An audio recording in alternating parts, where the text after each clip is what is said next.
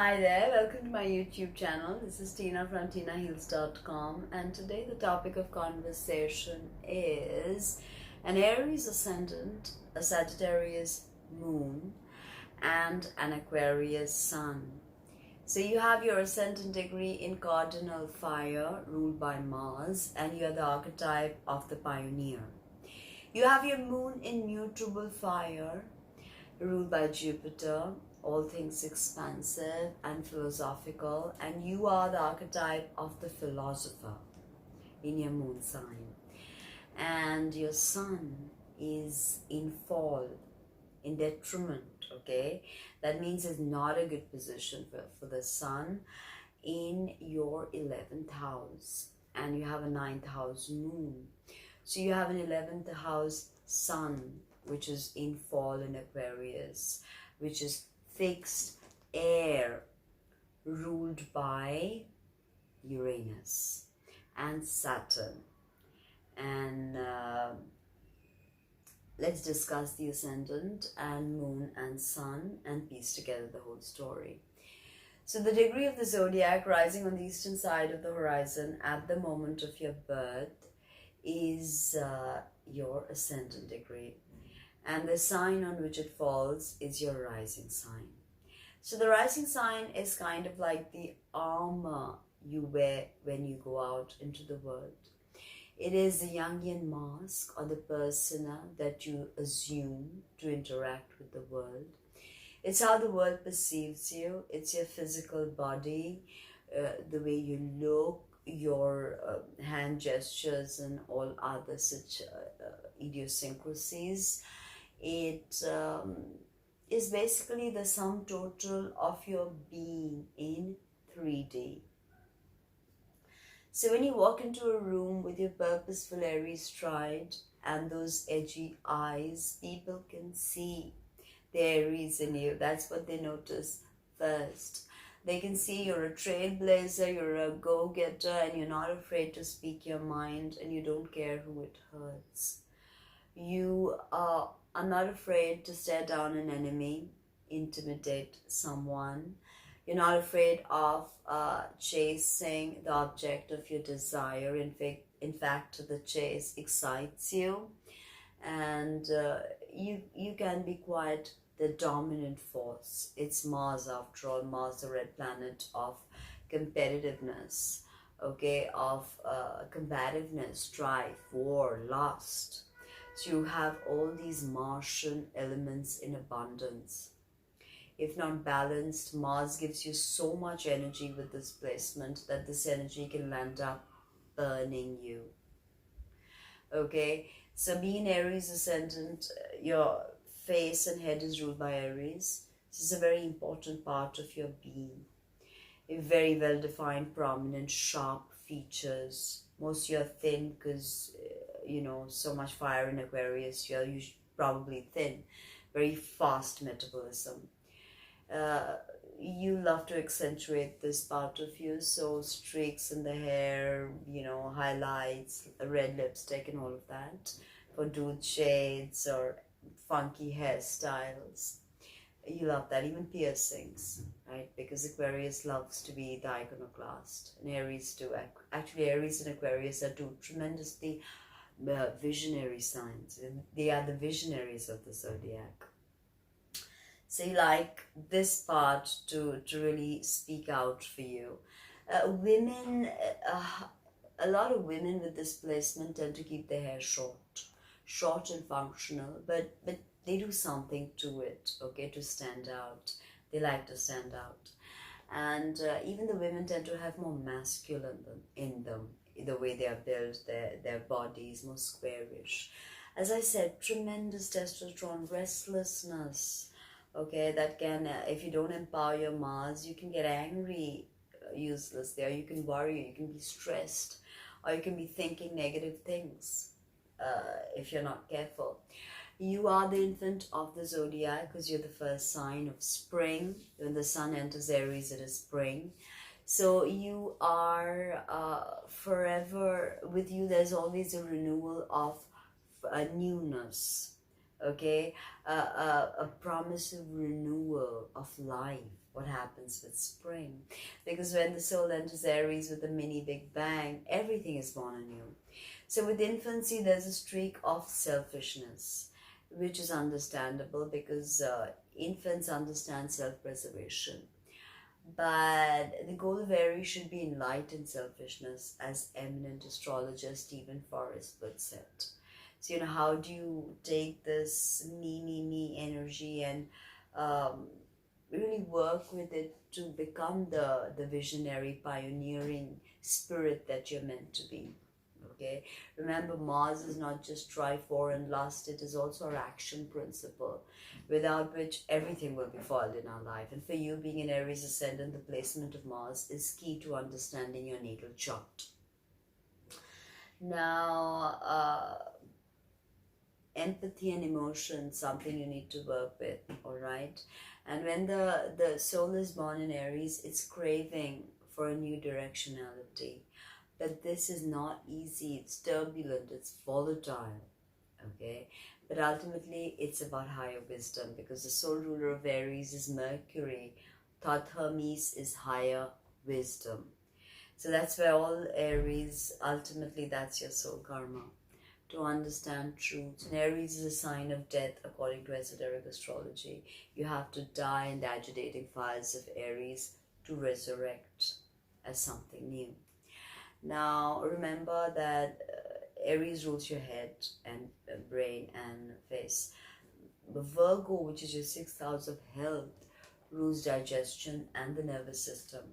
So remember what you put in the mouth.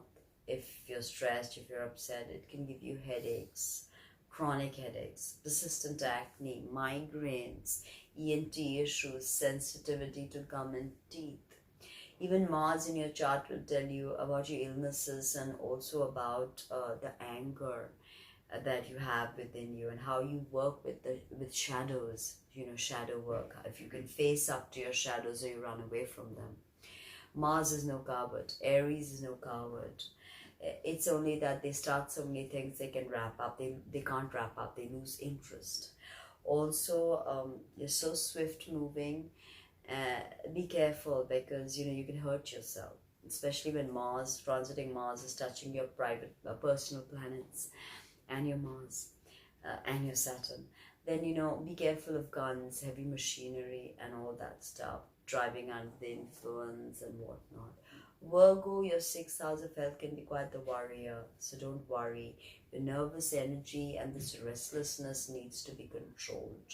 Exercise, breath work, probably outdoorsy hikes, and your moon in Sagittarius will love that, because now the moon, you have a 9,000 moon. 9,000 moons are never satisfied with their surroundings. They're always forever, in the necessity of movement. So the moon is a very private part of us. It's our emotional interface. It's our instinctual awareness. It's our emotions, our feelings. Moon rules the breast and the stomach, so nourishment. How we had nourishment, how we give nourishment, our mother, our childhood, our everyday habit patterns. All of this is the moon, okay? And moon in Sagittarius is very, very optimistic, cheerful, forever bitten by the bug of wanderlust, forever expansive, thinking of new ideas, very creative. All fire signs are very creative, and this is the most spiritual of the fire signs. So, you're aware of other worlds and other realities and philosophies and truth and justice. Jupiter, after all, you are very concerned about the truth. And you're forever learning in the school of life. And you're learning and you're teaching. Because Jupiter is the archetype of the teacher. So you are a teacher of some sorts, and you bring illumination to the people you interact with. And that's what Sagittarius does. That's what a Sagittarius individual does. They bring so much warmth and interest and variety. They love variety and change. Without that, they are not willing to spend a dull moment. And if you get them in a 9-to-5 situation or anything that deals with drill or regime or routine, they are going to run away. They don't want any of that. They want variety, freshness, newness, what's next, okay? And they need freedom because they're truly free spirits. Think of the horses running in open meadows.